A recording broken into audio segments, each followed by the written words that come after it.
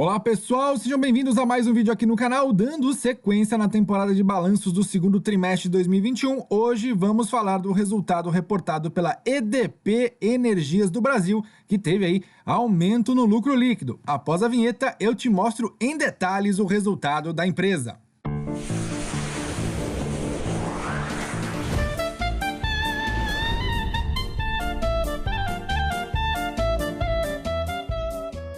Agradecendo aqui os mais de 3.390 inscritos, se inscrevendo, clica no inscrever-se, ative o sininho para receber notificações, porque todos os dias tem conteúdo novo aqui no canal. Fazendo aqui nosso disclaimer, as informações e matérias disponibilizadas aqui não servem como objetivo de emissão, indicação, conselho de investimento, uma decisão de reputado do investidor.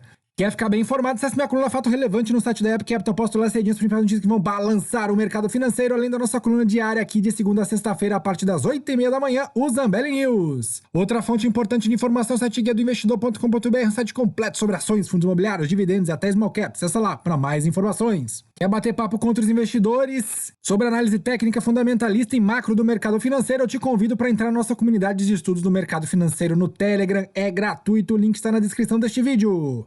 Iniciando, portanto, a análise do balanço da EDP Energias do Brasil, vamos começar pelo quadro geral. A empresa apresentou uma margem bruta aqui no segundo trimestre de 2021 de 1,1 bilhão de reais, acima dos 916,5 milhões de reais, uma alta aí de 27,4%. Na comparação semestral, alta de 29,2%, pois a empresa já conseguiu aí 2,5 bilhões de margem bruta, ante 1,97 dos 6 primeiros meses de 2020. PMSO são as despesas com materiais, pessoal e outros serviços, ficou em 351 milhões, alta de 13% com relação ao mesmo trimestre do ano passado, e no comparativo dos 6 últimos meses, teve alta aí de 5,2%, chegando a 678,5 milhões, ligeiramente acima dos 644 do ano passado. O EBITDA da companhia veio forte, quase 800 milhões de reais, contra 586 milhões no ano passado. Já no comparativo semestral, olha, já é quase 50% maior,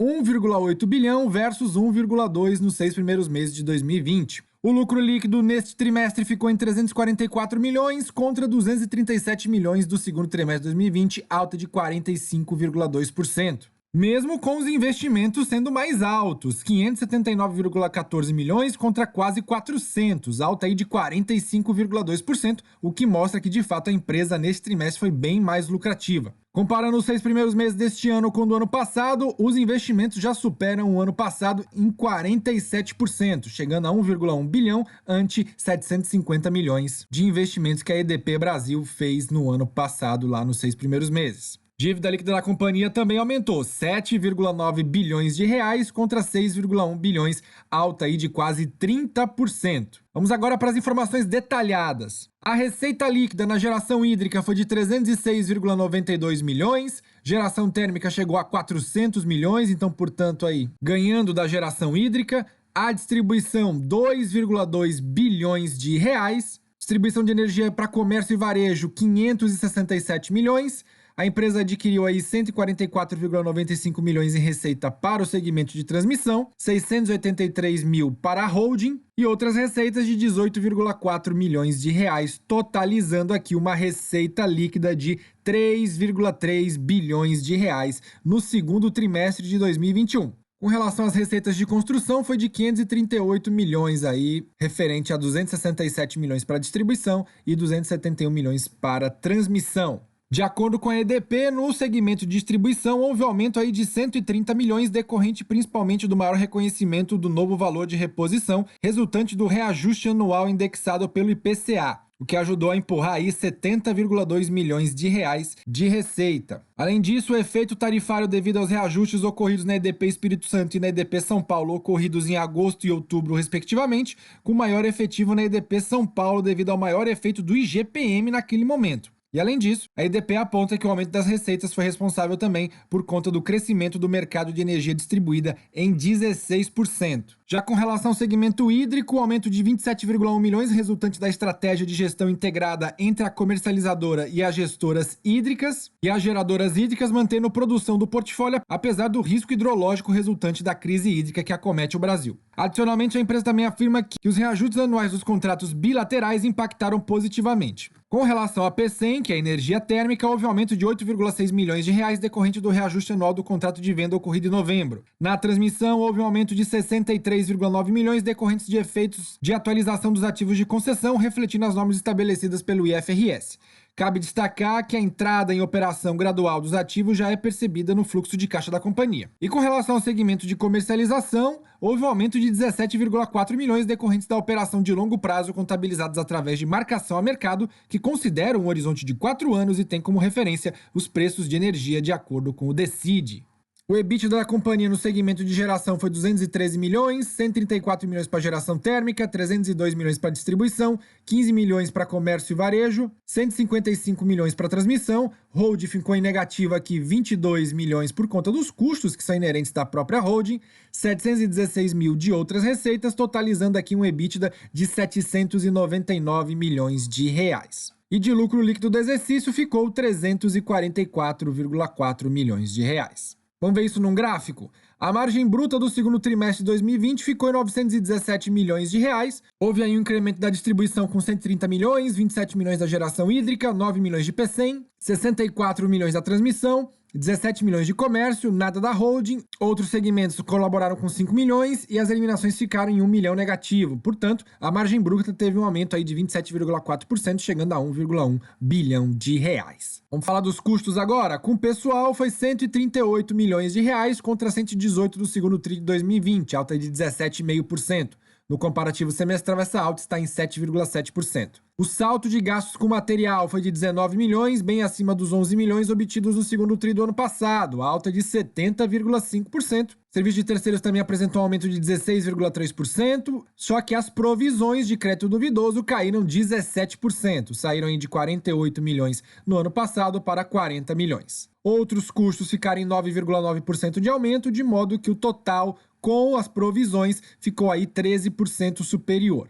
Se tirarmos as provisões, esse valor fica 18,6% acima. Então aumentou a receita, mas também aumentou os custos operacionais da empresa. Vamos olhar agora como é que ficou a formação do EBITDA. No segundo tri de 2020, o EBITDA foi de 586 milhões de reais, a geração hídrica proporcionou aí mais 25 milhões, PCEM menos 11 milhões, distribuição mais 121 milhões, comercialização mais 20 milhões, transmissão incrementou aqui com 62 milhões, os gastos da holding foram de 5 milhões de reais, outros 1 milhão, de modo que o EBITDA aumentou aí 36,3%, chegando a 799 milhões, bem acima do segundo tri do ano passado. De acordo com a EDP, os principais itens que influenciaram no aumento das despesas no trimestre foi o de pessoal, com aumento de 20,7 milhões no trimestre e de 19,2 milhões no semestre, decorrentes do reajuste salarial ocorrido em novembro de 2020, de maiores despesas com rescisões e admissões devido ao congelamento nas movimentações do ano anterior, além do aumento dos custos com a utilização do plano de saúde e aumento das horas extras. Com relação a material, houve um aumento de 7,9 milhões no trimestre e 9,4 no semestre,